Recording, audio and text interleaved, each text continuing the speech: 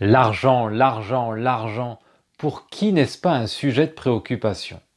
Soyons honnêtes, si on en a peu, eh bien c'est un problème, et si on en a beaucoup, eh bien on a peur d'en avoir moins, ou alors on en veut encore plus. Comment être en paix avec l'argent? Si vous sentez le besoin de faire évoluer votre rapport à l'argent, restez avec moi. On va tenter aujourd'hui d'avancer ensemble vers une relation plus satisfaisante. En attendant d'en savoir plus, je t'invite à t'abonner à ma chaîne, là tout de suite, pendant l'intro.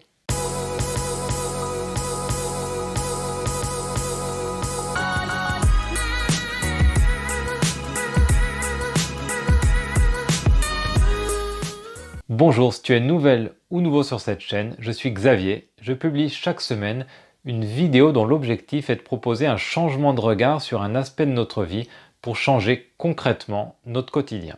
Si tu veux recevoir chaque semaine la fiche synthèse de ma dernière vidéo, il te suffit de cliquer sur le lien dans la description.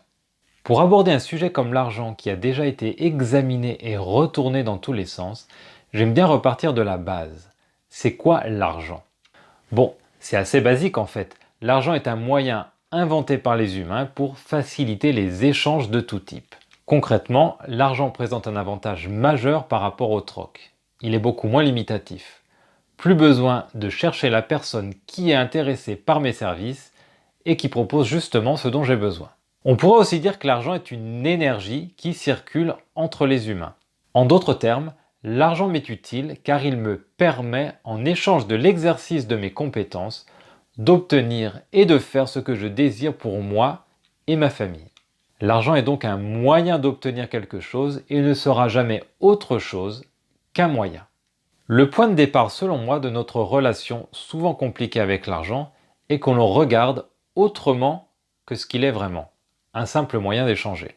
On donne à l'argent un pouvoir qu'il n'a pas. Le plus grand pouvoir qu'on lui donne est la sécurité. Avoir de l'argent nous permettrait d'être plus en sécurité. Bien sûr qu'avoir un peu d'argent de côté nous rassure tous, mais le niveau de sécurité ressenti n'est pas proportionnel à la quantité d'argent que l'on a sur notre compte en banque. Et peut-être même que c'est le contraire. On ressent l'insécurité lorsque l'on a peur de perdre quelque chose. Son travail, sa maison, son statut. Ce n'est pas en ayant un CDI, beaucoup d'argent et un statut enviable que l'on se sent forcément plus en sécurité. Car une fois qu'on a tout ça, on se retrouve souvent dans une insécurité plus grande de le perdre. La sécurité est ailleurs que dans l'argent. Elle est en nous et uniquement en nous. Remettre sa sécurité dans les mains de l'argent et plus généralement dans des éléments extérieurs à nous est une course sans fin. Un autre pouvoir que l'on donne fréquemment à l'argent est la liberté. Quand j'aurai plus d'argent, je serai libre de faire ce que je veux. Là encore, c'est comme pour la sécurité, la liberté ne sera jamais à l'extérieur de nous. Je pense que voir la liberté dans le fait d'avoir plus d'argent ou dire « quand je serai à la retraite, je serai libre de faire ce que je veux » est une erreur. Nous sommes tous libres de faire à chaque seconde ce que l'on souhaite faire. Et c'est d'ailleurs ce que nous n'arrêtons jamais de faire. La liberté est tout le temps là. Notre seule chose à faire est de la reconnaître comme telle et de l'assumer. Je dis bien assumer car c'est parfois un peu une solution de facilité que de donner le pouvoir à l'extérieur et dire « si j'avais plus d'argent de côté, je pourrais me lancer dans ce projet dont je parle depuis des années ». Je ne dis pas que c'est facile, mais il me semble important de reconnaître que la liberté est tout le temps là et que se sentir libre est finalement un choix individuel. On peut donner encore d'autres pouvoirs à l'argent. En particulier, il est fréquent de voir des personnes remettre entre les mains de leur compte en banque leurs propres valeurs.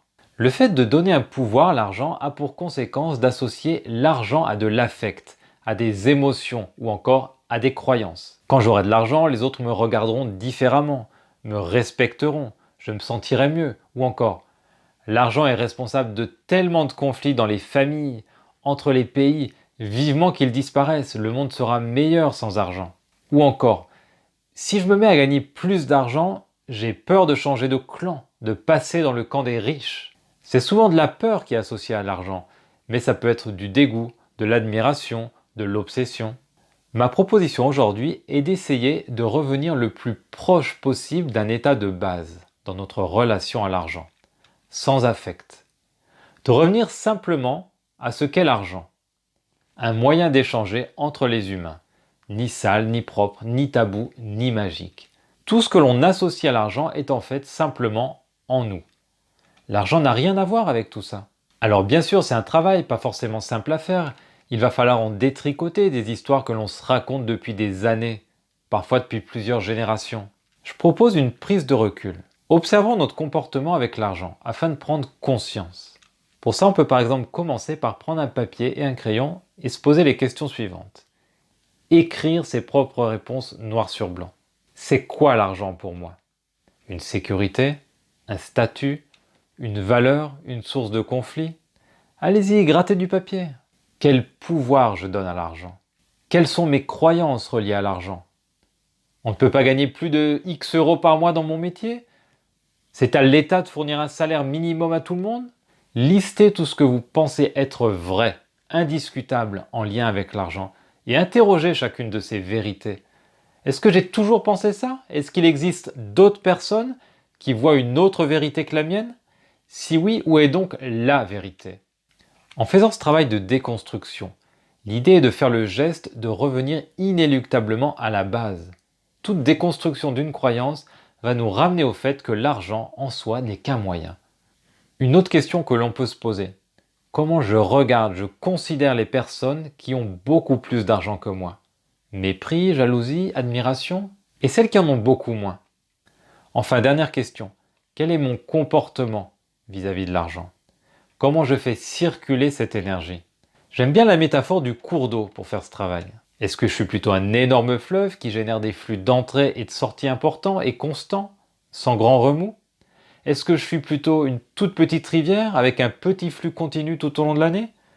Est-ce que je suis un torrent, parfois avec des flux et remous très importants, parfois complètement à sec? On pourrait pousser plus loin la métaphore.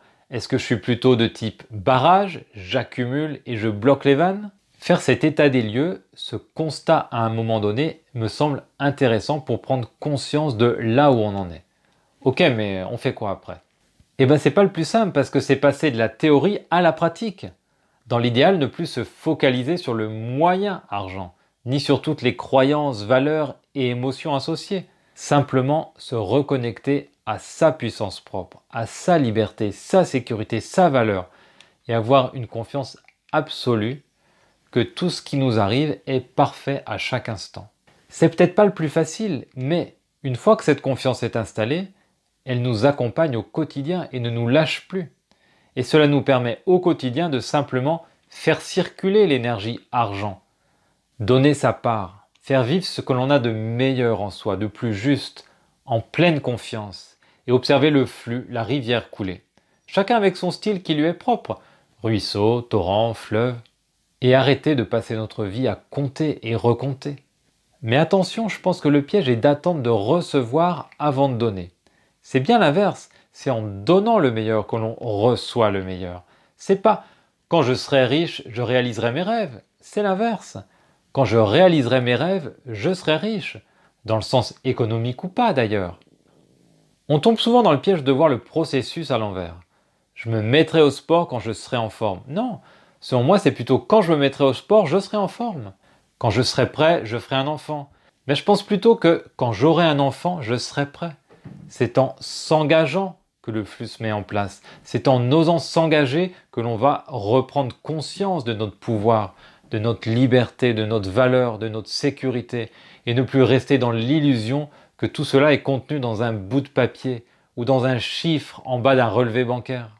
Si tu as regardé cette vidéo jusque-là et que tu l'as appréciée, tu peux mettre une petite goutte d'eau dans ma rivière en likant cette vidéo ou en me laissant un petit commentaire. À la semaine prochaine. 42, 40, 42, 41 et 42, 42. Voilà.